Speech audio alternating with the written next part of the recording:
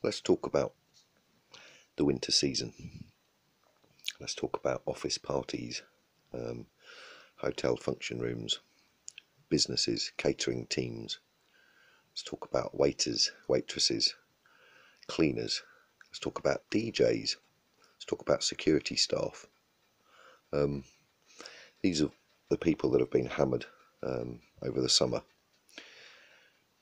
But unfortunately, we've not seen anything yet because there's the hidden facet of the industries they're destroying. Aren't glamorous. They're not going to make headline news. You're not going to see a headline saying thousands of students out of Christmas work this year as office parties cancelled. But think about it. We've all attended, maybe all of us or some of us have attended the rowdy office party at Christmas.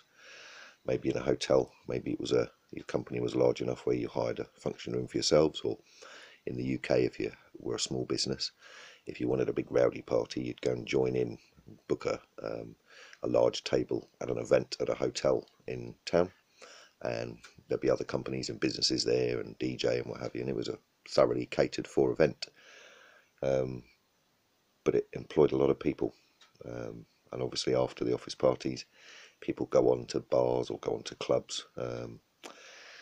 It looks like maybe the south of England, there might be some office parties happening in certain areas, but the rest of the country and other parts of Europe, not sure, really not sure what's going to happen.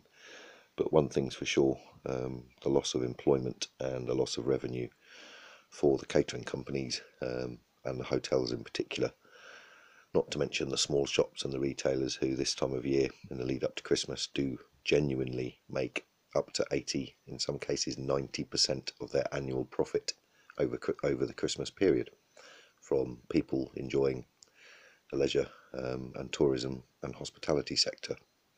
And those people have been and will be and are crushed. Again, just a quick pointer.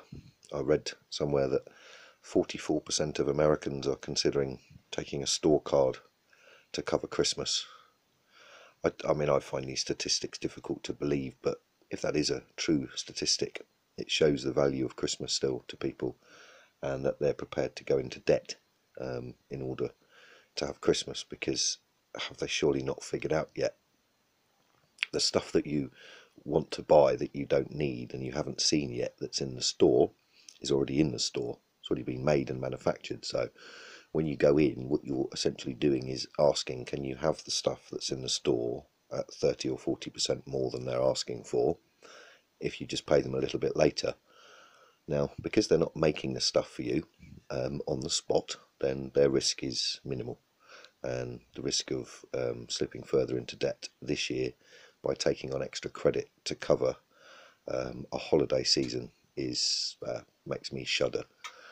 So avoid the corporations if you can. Don't get a store card. Don't do it. I appreciate those with children and find it very difficult to change the habit of a lifetime. But Christmas can be had without getting into debt and without lining the pockets of the, I say, the monopoly corporations that now seem to own the remaining few options we have when it comes to the illusion of choice.